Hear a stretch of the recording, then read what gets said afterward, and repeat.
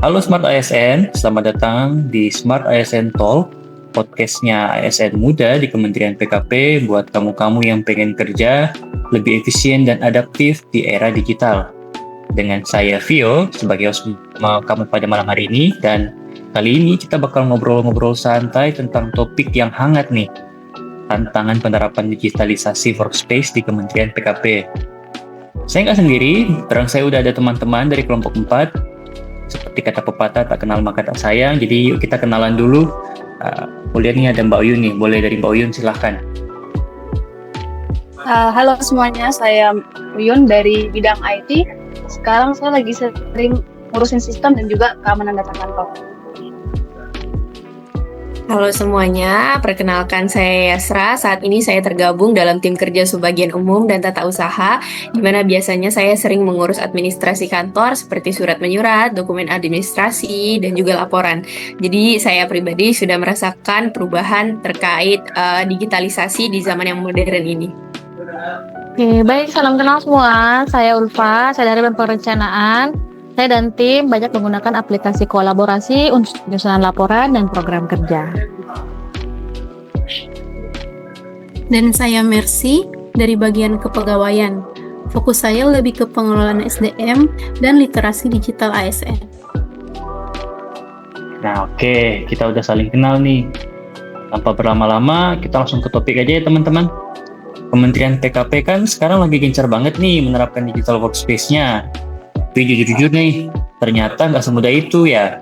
Saya penasaran nih dari sisi IT-nya Mbak Yun, boleh sih apa tantangan paling kelihatan di lapangan? Oke, Mas Vio. Jadi yang paling terasa itu soal keamanan data ya, Mas. Sepertinya kayak semua dokumen dan proses kerja kan udah pindah ke sistem digital. Otomatis resiko kebocoran data dan serangan cyber juga makin tinggi. Nah, masalahnya belum semua unit kerja itu punya proteksi yang kuat. Kadang kayak passwordnya masih sederhana, terus akunnya masih di-share bareng sama orang lain. Nah, padahal kan itu bahaya sekali ya, Mas, sebenarnya. Wah iya ya, ngeri ya. Itu kayak kebiasaan kecil, tapi dampaknya besar itu. Kalau dari sisi umum gimana nih Mbak Yasra? Kalau dari Subbagian Umum sendiri, tantangan yang paling besar itu sebenarnya adaptasi kebiasaan, Mas. Banyak rekan kerja kita itu yang masih terbiasa untuk bekerja secara manual, terutama untuk rekan-rekan kerja kita yang umurnya udah nggak muda lagi ya. Tiba-tiba mereka harus menyesuaikan diri untuk pindah ke sistem yang serba online ini, dan itu cukup membingungkan mereka sih. Tapi sebenarnya kadang di kerjaan itu memang lama di awalnya aja, tapi seiring dengan waktu berjalan mereka belajar, lama-lama justru kerjaan itu jadi lebih cepat karena pakai digitalisasi ini. Ya, benar tuh, kayak sepengamatan saya juga. Bukan cuma adaptasi ya, tapi juga sinkronisasi antar bagian. Kadang satu unit udah full digital nih, unit lain masih campur manual, jadi prosesnya belum sepenuhnya lancar gitu. Oke. Nah, dari hasil analisis kelompok kita nih, kita sepakat dulu ya, ternyata akar masalah utama ada di lemahnya integritas dan keamanan data ya berarti. Nah, kalau dari Mbak Mercy nih, bisa jelasin dikit nggak? Kenapa itu jadi yang paling serius? Ya, karena data itu aset yang paling utama. Kalau keamanan datanya lemah, bisa berisiko bocor atau disalahgunakan. Apalagi data di Kementerian PKP kan banyak yang strategis tuh, terkait proyek nasional dan keuangan negara. Nah, benar banget Mbak Mercy. Nah, kalau kita lihat masalah ini dan menggunakan fishbone analysis, penyebabnya itu bukan cuma teknis saja, tapi ada faktor manusianya, seperti kurangnya literasi digital, terus kebijakannya yang belum detail, sampai infrastrukturnya yang belum merata gitu. Ya, setuju banget Mas Vio, Mbak Mercy, dan Mbak Uyun. Dan kalau kita analisis pakai metode urgency, seriousness, dan growth-nya, hasilnya juga tinggi semua gitu.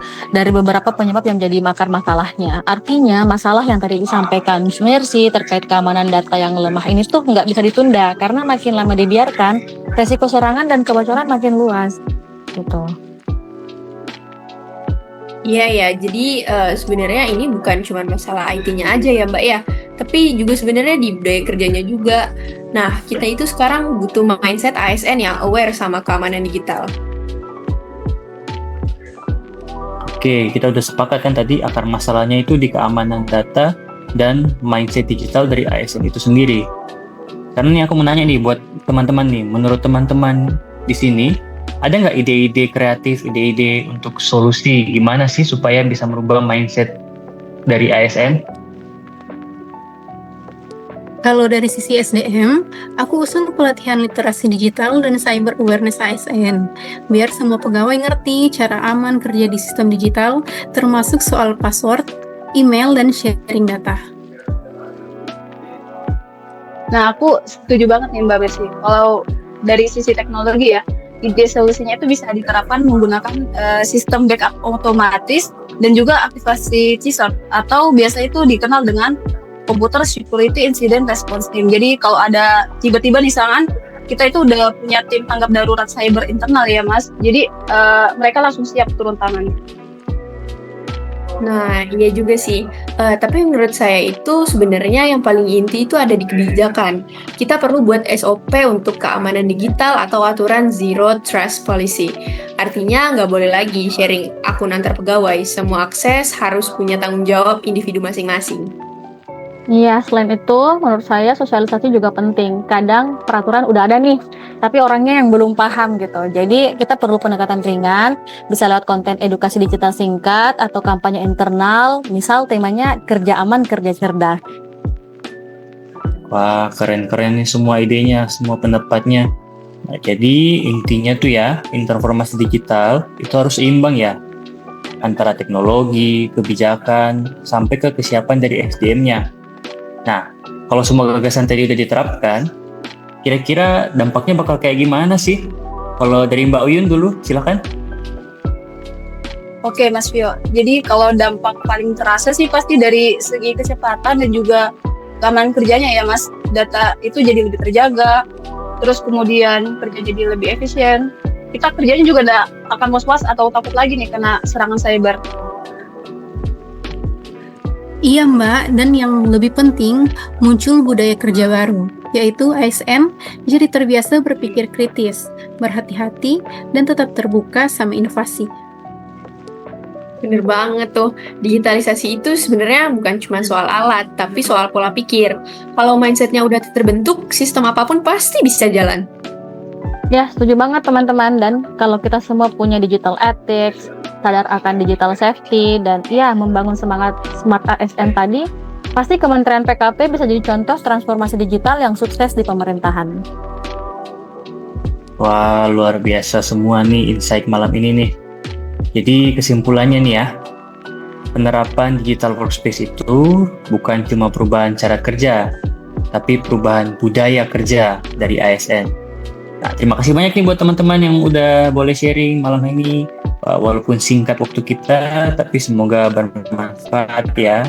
Dan untuk teman-teman ASN lainnya, mari yuk sama-sama wujudkan ASN yang berintegritas, adaptif, dan siap menghadapi era digital.